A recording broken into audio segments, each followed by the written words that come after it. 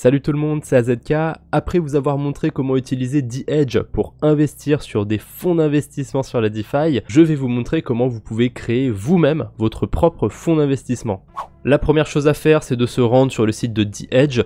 Pour ça, vous avez le lien dans la description. Quand on est dessus, on connecte son adresse et on se rend sur l'onglet Manage. Comme son nom l'indique, on va pouvoir manager ses pools, ses fonds d'investissement, mais on va aussi pouvoir en créer un en cliquant sur ce bouton. Et on peut créer un fonds sur deux blockchains, Polygon et Optimism. Pour aujourd'hui, je vais rester sur Polygon. Donc là, on peut voir tout ce qu'on peut faire sur TheEdge. Donc on peut faire du trading, on peut apporter des liquidités sur Uniswap par exemple. On peut apporter des liquidités aussi sur AAV et faire du prêt, de l'emprunt.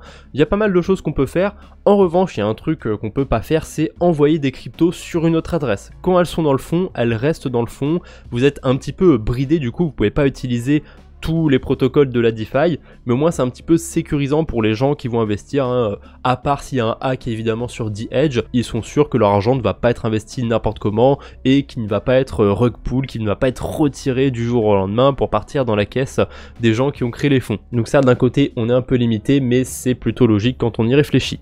Alors on va créer une nouvelle pool de liquidité sur Polygon parce que les frais sont moins chers et parce que j'ai que du Matic sur cette adresse. Là on a un petit warning, oui on ne peut pas utiliser n'importe quel asset, oui quand on va utiliser du Bitcoin c'est des versions wrappées, hein, parce que forcément, hein, le Bitcoin, les vrais Bitcoins ne sont pas sur Polygon, on va utiliser des versions synthétiques entre guillemets du Bitcoin, donc je suis totalement d'accord avec ça. Et là on va pouvoir commencer à créer notre fonds. Donc on va d'abord personnaliser, lui donner un nom. Donc moi j'ai choisi un nom très simple, hein, Better Than Binance Earn. Alors là j'ai même pas besoin de description, du coup le nom résume bien ce que j'ai envie de faire avec ce fonds. Vous pouvez aussi nommer le manager, donc moi je vais mettre AZK Crypto évidemment, et vous pouvez donner un nom au token de votre fonds, puisque quand les gens vont investir, ils vont en fait recevoir un token sur la blockchain Polygon ou Optimism, et du coup j'ai tout simplement pris les premières lettres de chaque mot, donc ça donne BTBE, Better Than Binance Earn. En dessous, ça on peut pas le changer, c'est l'adresse avec laquelle vous êtes en train de créer le fonds. Au-dessus par contre, ça vous pouvez le modifier, vous pouvez faire un fonds soit public soit privé. Par exemple, si vous avez réussi à convaincre vos amis à investir un petit peu sur les cryptos et que vous avez envie de les pousser un petit peu à investir sur la DeFi mais qu'ils ont pas le temps ou je sais pas quoi, bah voilà, vous pouvez créer un fonds et comme ça ils peuvent vous confier un petit peu votre argent. Bon, faut vraiment que ce soit de bons amis, qu'ils aient confiance en vous. Mais voilà, vous pouvez créer des fonds privés, pourquoi pas, ça peut avoir des utilités. Vous pouvez mettre des frais aussi sur ce fonds. Donc il y a deux types de frais. Les premiers, c'est les management fees. Ça, c'est des frais qui sont assurés, on va dire, peu importe ce qu'il se passe, que le fonds soit en négatif, en neutre, en positif, vous allez, en tant que créateur du fonds, recevoir des revenus. Donc on peut mettre jusqu'à 3%, mais ça veut dire que s'il y a 1000 $ dans le fonds, sur une année, vous allez recevoir 30 $ si ça bouge pas. C'est 3% de frais maximum, moi je vois pas trop l'intérêt d'en mettre, hein. Je suis personne pour vous dire, ok, donc vous me payez dans tous les cas, que ça perde, que ça gagne, non, je laisse 0%. Par contre, on peut mettre des performance fees si on est bon. Les performance fees, ça va être des frais qu'on va récupérer sur les gains qu'on génère. Donc je vais prendre un exemple, vous avez un fonds avec 1000 $ et 5% de performance fees, vous arrivez à faire 100 $ de bénéfices, et sur ces 100 $, vous allez récupérer 5%, donc il va rester du coup 1095 sur le fonds d'investissement. A l'inverse, vous avez 1000 $ sur le fonds, vous perdez 100 $, là vous n'avez pas de performance fees à l'envers, hein, vous n'allez pas payer 5 $ au fond. Les performance fees du coup ça va que dans un seul sens, et forcément plus ça va être élevé sur un fonds et moins je trouve ça va être guise de confiance. Bifi Finance, qui est un protocole qui va optimiser les intérêts sur la DeFi, eux ils mettent autour de 9% si je dis pas de bêtises de performance fees, donc mettre des performance fees de 5 à 10%, je trouve que c'est honnête. Pour le coup, je vais laisser 5%, mais on a le droit de se mettre comme Bifi à 9 par exemple, on n'a juste pas le droit de mettre des nombres avec des virgules. Donc je vais laisser 5. Et on va passer à la suite. Là, c'est le moment le plus important quand vous créez un fonds d'investissement. Vous allez choisir avec quels actifs vous pouvez interagir et aussi vous allez choisir quels actifs les gens peuvent déposer sur le fonds d'investissement. Donc moi, je vais directement ajouter les stablecoins. J'ai envie de permettre aux gens de rentrer avec des stablecoins. Et ensuite, moi j'irai faire ma tambouille, hein, j'irai les investir sur AAV, sur des pools de liquidité, et en gros j'irai générer du rendement comme ça. Éventuellement peut-être investir un petit peu, je ne ferme pas toutes les portes, hein, je vais pas faire que du staking sur les stablecoins, mais les gens ne pourront rentrer et sortir qu'avec des stablecoins. Donc je l'ai fait un petit peu vite, mais du coup j'ai été dans la catégorie stablecoin, j'ai ajouté l'USDT et le DAI, et vous voyez ici on peut sélectionner certaines cases. Donc j'ai sélectionné que les stablecoins, donc ça veut dire que les gens pourront déposer que des stablecoins. On va aussi autoriser pourquoi pas le lending sur AAV, ça c'est une catégorie à part, vous êtes obligé de l'activer sinon votre fonds ne pourra pas interagir avec AAV. On va aussi pourquoi pas autoriser Uniswap et on va autoriser Link comme crypto, j'aime bien le Link, donc pourquoi pas. Donc là vous voyez que je suis déjà à 8 cryptos, 8 assets différents, je peux monter jusqu'à 10, donc on va en ajouter 2 autres.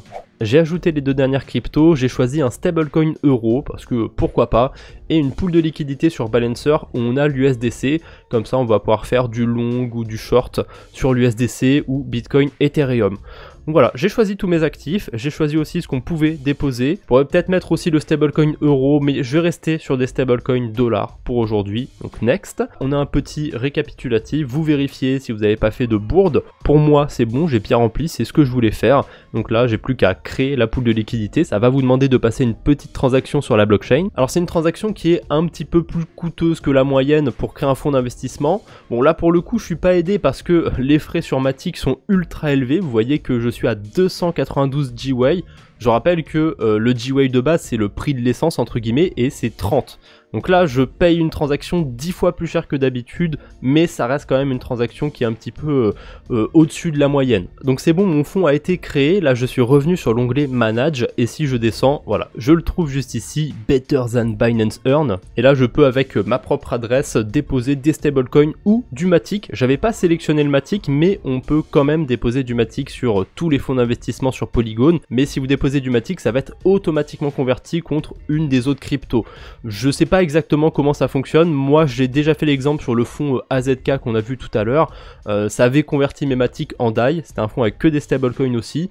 Je sais pas, peut-être que ça regarde sur OneInch et ça cherche le meilleur ratio entre toutes les cryptos, mais voilà, concrètement ça va être converti automatiquement dans une des cryptos du fonds d'investissement. Pour pas m'emmêler les pinceaux, je vais utiliser 2 adresses dans cette vidéo, donc là je suis sur la deuxième adresse avec laquelle je vais interagir avec le fonds d'investissement. Donc là je vais aller déposer des sous-sous dedans, donc j'ai un petit peu d'USDC sur cette adresse, vous voyez j'en ai 115, alors je vais pas tout déposer évidemment, hein, mais je vais en déposer 50, voilà, on va en déposer un petit peu, donc évidemment je dois les approuver avant de les déposer. Ma transaction vient de passer, c'est magnifique, je vais pouvoir déposer mes USDC, c'est abusé, regardez juste à quel point les frais sont élevés en ce moment, c'est monté à 547 GWay, je suis même pas sûr à 100% que ma transaction passe. 99 c'est déjà pas mal, mais quand même. En revanche, ce que je peux dire, c'est qu'une transaction sur The Edge, ça coûte en général plus cher que la moyenne, hein. C'est pas que quand on crée un fonds d'investissement, globalement tout ce que vous allez faire, toutes les interactions qu'il y a avec The Edge sont plus chères que la moyenne. Bon là c'est quand même abusé parce que le prix est 20 fois plus élevé que d'habitude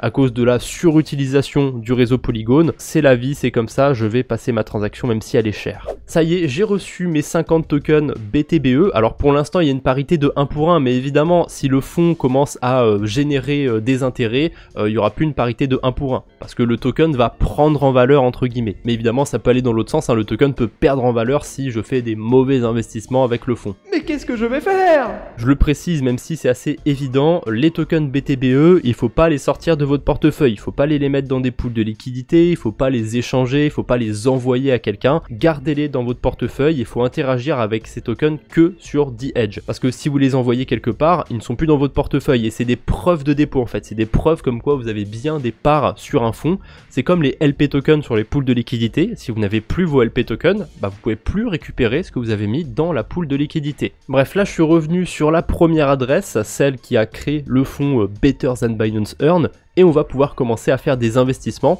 Alors bon, là vu comment les frais sont élevés sur Polygon, je vais pas passer de vraies transactions, mais je vais vous montrer quand même comment ça fonctionne. Donc là je suis du coup sur l'onglet Manage, j'ai été sur ma pool de liquidité et je vais pouvoir faire plusieurs actions, donc des swaps. Là on peut en fait trier les protocoles. Bon, je trouve que ça sert à rien vu le nombre qu'il y en a, autant tous les afficher d'un coup. Je vais aller sur AAV pour l'instant, donc ça nous ouvre directement un mini AAV en fait dans l'onglet, c'est plutôt marrant. Donc là vous pouvez connecter votre wallet. Ok, il n'y a rien qui s'est passé, je sais pas trop pourquoi. On peut rafraîchir la app visiblement. Si, il y a des choses qui sont passées, ça y est, mon wallet a réussi à se connecter, donc si jamais vous avez un souci sur la app qui est utilisée, vous pouvez rafraîchir ici, et on va se mettre par contre sur la V3 de Polygon. Attention, pour l'instant sur AV il y a 2 versions, sur Polygon, la V3 et la V2. Vous pouvez d'ailleurs choisir la V3 ou la V2. Vous avez vu que moi j'ai choisi pour AV la version 3, pas la version 2, donc mettez-vous sur la bonne version, sinon vous allez avoir des soucis. Là on peut voir que j'ai bien les 50 USDC qui ont été investis sur le fonds d'investissement, mais il n'y a pas de Matic, donc comment je vais payer les frais de transaction pour pouvoir investir ces USDC? Et bien en fait j'ai pas besoin d'avoir du Matic sur l'adresse du fonds d'investissement, et d'ailleurs n'envoyez pas de crypto sur une adresse d'un fonds d'investissement, hein. De toute façon vous ne pourrez pas, la transaction va être annulée. Ça ne peut fonctionner qu'en passant par le smart contract de The Edge, donc n'essayez pas d'envoyer des cryptos à quelconque adresse de fonds d'investissement. Mais bref, je disais, on n'a pas besoin de Matic sur cette adresse parce que quand on va interagir avec AAV, je vais vous montrer ce que ça donne en essayant de déposer des USDC. Donc on va essayer de tout déposer. Donc là il me demande d'approuver l'USDC. Et bien en fait la transaction elle s'exécute pas sur le portefeuille du fonds d'investissement, elle s'exécute directement sur mon portefeuille à moi. Comme j'ai du Matic, je vais pouvoir payer les transactions. Donc je vais pas le faire parce que les frais sont trop chers, mais voilà, c'est assez intuitif, assez simple à faire, hein. Si vous avez déjà utilisé AAV tout court, ça va rien changer. Vous allez juste pas directement interagir avec AAV sur votre adresse, c'est tout. Donc sur OneInch, on peut voir aussi comment ça se passe. Là, je peux choisir l'USDC et je peux swap, pas dans n'importe quelle crypto. Encore une fois, faites attention qu'avec les cryptos que vous avez autorisées. Mais normalement, si vous essayez d'échanger contre une crypto qui n'a pas été autorisée, je vais choisir celle-ci au pif, le token AnySwap. Voilà, on va essayer de convertir $10. Normalement, si je dis pas de bêtises, ça ne marche pas. Vous ne pouvez pas passer la transaction, ça va être annulé. Vous voyez, la transaction ne s'ouvre même pas sur mon portefeuille parce que le token Any n'a pas été approuvé. En revanche, là, on va choisir le token Link. Lui, je l'ai approuvé sur le fonds d'investissement. Si je fais swap, normalement, la transaction devrait passer. Et voilà, vous voyez, ça s'ouvre et je peux ensuite approuver le link et échanger le link. Bref, ça sert à rien que je rentre plus en détail parce que si vous voulez créer vous-même votre fonds d'investissement, bah, je pars du principe que vous êtes un minimum à l'aise avec la DeFi, donc vous savez déjà interagir avec tous les protocoles. Voilà, là vous avez toutes les petites particularités qu'il fallait comprendre. Et aussi, je me rends compte que je ne l'ai pas précisé dans cette vidéo, mais les gens qui vont investir sur votre fonds d'investissement, ils pourront pas sortir immédiatement. Il y a un délai d'1 jour pour pouvoir retirer ces tokens de la pool de liquidité. Mais voilà, je vous invite à aller voir la première partie si vous voulez savoir un petit peu plus comment ça marche de ce côté-là. C'est tout pour aujourd'hui, j'espère que cette vidéo vous aura été utile. Faites-le moi savoir en laissant un j'aime et un commentaire sous cette vidéo. Et si ce n'est pas déjà fait évidemment, abonnez-vous pour ne pas rater les futures vidéos. Allez, je vous embête pas plus, on se retrouve bientôt j'espère, d'ici là, portez-vous bien, salut tout le monde!